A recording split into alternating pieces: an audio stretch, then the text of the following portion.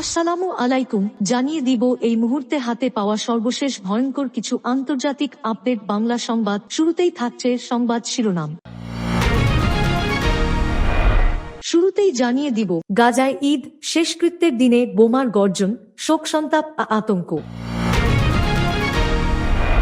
জানিয়ে দিব পরমাণু চুক্তি না করলে ইরানে বোমা মারার হুমকি ট্রাম্পের।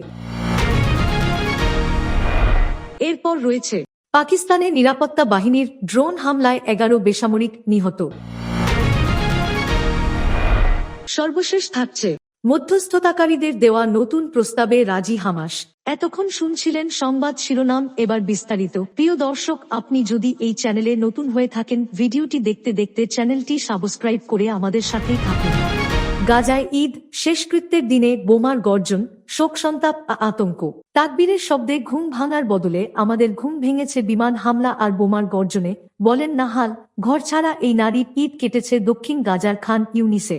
দখলদার বাহিনীর ঘেরাটোপে থেকে রমজানের শেষে ঈদুল ফিতরে যতখানি আনন্দ করা যেত, টানা দ্বিতীয় বছর সেটারও স্বাদ পেলেন না যুদ্ধে ধ্বংসস্তূপে পরিণত হওয়া গাজার বাসিন্দারা। এবারও আনন্দের দিনটিতে তাদের ঘুম ভেঙেছে ইসরায়েলি বোমারু বিমানের শব্দে, জানিয়েছে খালিজ টাইমস। ঈদ, যা একসময় ছিল পরিবারের সবার পুনর্মিলন ও ঘোরার দিন, এখন তা পরিণত হয়েছে চিরবিদায় আর শেষকৃত্যের দিনে। 28 বছর বয়সী মা নাহলা আবু মাতার প্যারিস ভিত্তিক একটি সংবাদ মাধ্যমের কাছে ঈদের দিন নিয়ে তার অনুভূতি এভাবেই ব্যক্ত করেছেন। আরও লাখ লাখ গাজাবাসীর মতো নাহলাও বাস্তুচ্যুত। উত্তর গাজার নিজের বাড়ি বাদ দিয়ে এবার তাকে ঈদ করতে হচ্ছে দক্ষিণ গাজার খান ইউনিসে। যেসব মসজিদে নামাজ পড়তাম সেগুলো এখন ধ্বংসস্তূপের ঢিবিতে পরিণত হয়েছে।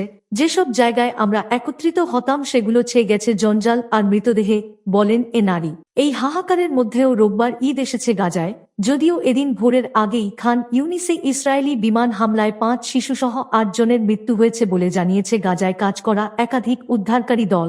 তাকবীরের শব্দে ঘুম ভাঙার বদলে আমাদের ঘুম ভেঙেছে বিমান হামলা আর বোমার গর্জনে, বলেন নাহাল। তার মধ্যেই নিয়ম করে ঈদের সকালে গাজার বিভিন্ন এলাকায় ঈদের নামাজে অনেকে সমবেত হয়েছিলেন। কেউ কেউ রাস্তায় ধ্বংসস্তূপের মধ্যেই তাদের জায়নামাজ বিছান, কেউ কেউ জায়গা পান মসজিদে। ঈদের নামাজ হয়েছে একসময়কার ঝলমলে ওমারি মসজিদেও, বোমার আঘাতে যার দেয়ালগুলো প্রায় মাটিতে মিশে গেছে। অনেকে অস্থায়ী আশ্রয় কেন্দ্রের তাঁবুতেও নামাজ পড়েছেন, যে আশ্রয় কেন্দ্রগুলোতে মানবেতন জীবনযাপন করছেন ঘরছাড়া লাখ লাখ গাজাবাসী। মধ্য গাজার নুসেরাত শরণার্থী শিবিরের অনেকে কবরস্থানে গিয়ে যুদ্ধে হারানো প্রিয়জনের মাগফেরাত কামনাও করেছেন। পরমাণু চুক্তি না করলে ইরানে বোমা মারার হুমকি ট্রাম্পের। এনবিসি নিউজকে দেওয়া সাক্ষাৎকারে মার্কিন প্রেসিডেন্ট যুক্তরাষ্ট্র ও ইরানি কর্মকর্তাদের মধ্যে আলোচনা চলছে বলে জানালেও এ বিষয়ে বিস্তারিত বলেননি।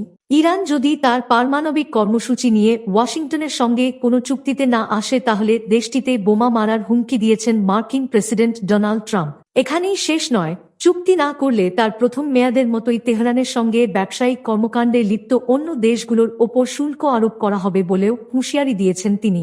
রোববার এনবিসি নিউজকে দেওয়া এক টেলিফোন সাক্ষাৎকারে তিনি এই হুঁশিয়ারি দেন বলে জানিয়েছে বার্তা সংস্থা রয়টার্স। সাক্ষাৎকারে মার্কিন প্রেসিডেন্ট জানান, যুক্তরাষ্ট্র ও ইরানি কর্মকর্তাদের মধ্যে আলোচনা চলছে, যদিও এ নিয়ে বিস্তারিত কিছু বলেননি তিনি। তারা যদি চুক্তি না করে তাহলে বোমা মারা হবে।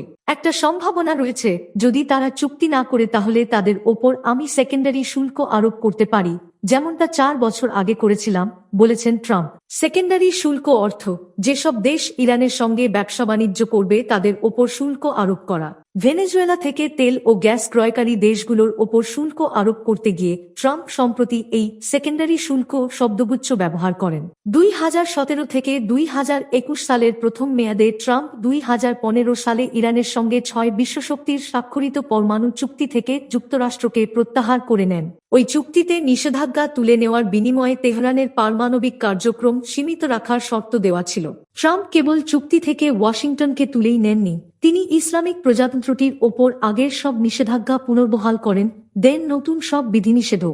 এর পাল্টায় ইরানও 2015 সালের চুক্তির শর্ত ভঙ্গ করে ইউরেনিয়াম সমৃদ্ধকরণের মাত্রা বাড়াতে থাকে। চলতি মেয়াদেও ট্রাম্প ইরানকে নানান হুমকিধামকি দিয়ে আসছেন, যদিও তেহরানকে এতে দমে যেতে দেখা যাচ্ছে না। পাকিস্তানের নিরাপত্তা বাহিনীর ড্রোন হামলায় 11 বেসামরিক নিহত। নিহতরা সবাই জায়বর গুজ্জার সম্প্রদায়ের, এরা সাধারণত গবাদি পশু চড়ায়। নিহতদের মধ্যে নারী ও শিশুরাও আছে বলছে স্থানীয়রা। পাকিস্তানের খাইবার পাখতুনখোয়া প্রদেশের মারদানে নিরাপত্তা বাহিনীর ড্রোন হামলায় 11 বেসামরিক নিহত হয়েছে বলে স্থানীয়রা অভিযোগ করেছে।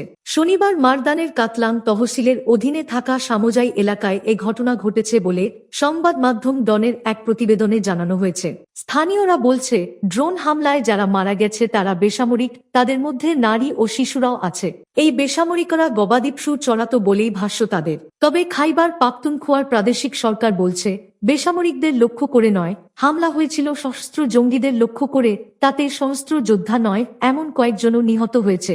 একে অনিচ্ছাকৃত আনুষঙ্গিক ক্ষয়ক্ষতি ব্যাখ্যা দিচ্ছে তারা। বিবৃতিতে খাইবার পাখতুনখোয়া সরকার বলছে, গোয়েন্দা তথ্যের ভিত্তিতে কাটলাংয়ের দুর্গম পাহাড়ি এলাকায় সশস্ত্র জঙ্গিদের গোপন আস্তানা ও ট্রানজিট পয়েন্ট হিসেবে ব্যবহার করা স্থানে একটি সন্ত্রাসবিরোধী অভিযান পরিচালিত হয়েছে। অভিযানটি ছিল সশস্ত্র জঙ্গিদের বিরুদ্ধে, তবে এতে সশস্ত্র নয় এমন কয়েকজনও মারা পড়েছে। অভিযানে ওই অঞ্চলে ক্রিয়াশীল বেশ কয়েকজন গুরুত্বপূর্ণ জঙ্গিকে নিষ্ক্রিয় করা হয়েছে বলা হয়েছে সরকারি বিবৃতিতে। দুর্ভাগ্যবশত পরে নিশানার কাছে নারী ও শিশুসহ যোদ্ধা নয় এমন ব্যক্তিদের উপস্থিতির খবর আসে, এর ফলে বেসামরিক হতাহতের মতো মর্মান্তিক ঘটনা ঘটেছে বলা হয় প্রেস নোটে। এ ঘটনার জন্য প্রাদেশিক সরকার পাহাড়ি এলাকার জটিল বিন্যাস এবং জঙ্গিদের বেসামরিকদের সঙ্গে মিশে থাকার কৌশলকে দায়ী করেছে। ঘটনাটি বেদনাদায়ক ও দুঃখজনক আখ্যা দিয়ে নিহতদের পরিবারের প্রতি সমবেদনা জানানোর পাশাপাশি ঘটনার কারণ বের করতে তদন্তের নির্দেশ দিয়েছে তারা। আহতদের প্রয়োজনীয় চিকিৎসা এবং নিহতদের পরিবারকে পর্যাপ্ত ক্ষতিপূরণ দেওয়ারও আশ্বাস দেওয়া হয়েছে। মধ্যস্থতাকারীদের দেওয়া নতুন প্রস্তাবে রাজি হামাস। আশা করছি ইসরায়েলি দখলদাররা এই প্রস্তাবে বাধা হয়ে দাঁড়াবে না, বলেছেন হামাসের আলোচক দলের প্রধান খলিল আল হায়া। মধ্যস্থতাকারী মিশর ও কাতারের কাছ থেকে 2 দিন আগে পাওয়া গাজা যুদ্ধবিরতি সংক্রান্ত নতুন এক প্রস্তাবে হামাস সম্মত হয়েছে বলে ফিলিস্তিনি স্বাধীনতাকামী গোষ্ঠীটির শীর্ষ এক নেতা জানিয়েছেন। 2 দিন আগে আমরা মধ্যস্থতাকারী মিশর ও কাতারের কাছ থেকে একটি প্রস্তাব পেয়েছি। আমরা ভালোভাবে এটিকে পর্যালোচনা করে দেখেছি এবং মেনে নিয়েছি। আশা করছি ইসরায়েলি দখলদাররা এতে বাধা হয়ে দাঁড়াবে না। শনিবার টেলিভিশনে দেওয়া ভাষণে খলিল আল হায়া এমনটাই বলেছেন বলে জানিয়েছে বার্তা সংস্থা রয়টার্স। 2023 সালের অক্টোবর মাসে গাজায় শুরু হওয়া হামাস ইসরায়েল যুদ্ধে বিরতি নিশ্চিতের লক্ষ্যে মধ্যস্থতাকারীদের মাধ্যমে দুই পক্ষের মধ্যে যে অপ্রত্যক্ষ আলোচনা চলছে তাতে হামাসের প্রতিনিধি দলের নেতৃত্ব দিচ্ছেন। নতুন এ প্রস্তাবে কি আছে তার বিস্তারিত জানায়নি হামাস। তবে বৃহস্পতিবার একাধিক নিরাপত্তা সূত্র রয়টার্সকে জানিয়েছিল, অন্তর্বর্তীকালীন পর্যায়সহ নতুন একটি যুদ্ধবিরতি প্রস্তাবে মিশর ইসরায়েলের দিক থেকে ইতিবাচক সাড়া পেয়েছে। ওই প্রস্তাবে হামাসকে প্রতি সপ্তাহে তাদের হাতে থাকা 5 জন জিম্মি মুক্তি দেওয়ার শর্ত দেওয়া হয়েছে বলেছে সূত্রগুলো। ইসরায়েলের প্রধানমন্ত্রীর কার্যালয় শেষময় জানিয়েছিল, তারা মধ্যস্থতাকারীদের কাছ থেকে পাওয়া প্রস্তাব নিয়ে সিরিজ আলোচনা করেছে এবং যুক্তরাষ্ট্রের সঙ্গে সমন্বয় করে পাল্টা একটি প্রস্তাব মধ্যস্থতাকারীদের কাছে পৌঁছে দিয়েছে। শনিবার হামাস যে প্রস্তাবে সম্মত হওয়ার কথা জানিয়েছে, তাতে ইসরায়েলও রাজি কিনা তা জানতে প্রধানমন্ত্রী বেনিয়ামিন নেতানিয়াহুর কার্যালয়ের সঙ্গে যোগাযোগ করা হলেও তাৎক্ষণিকভাবে তাদের কাছ থেকে কোনো জবাব পায়নি রয়টার্স। 15 মাসের টানা যুদ্ধ শেষে চলতি বছরের 19 জানুয়ারি দুই পক্ষের মধ্যে কার্যকর হওয়া যুদ্ধবিরতির প্রথম ধাপে হামাসের হাতে থাকা কয়েক ডজন জিম্মি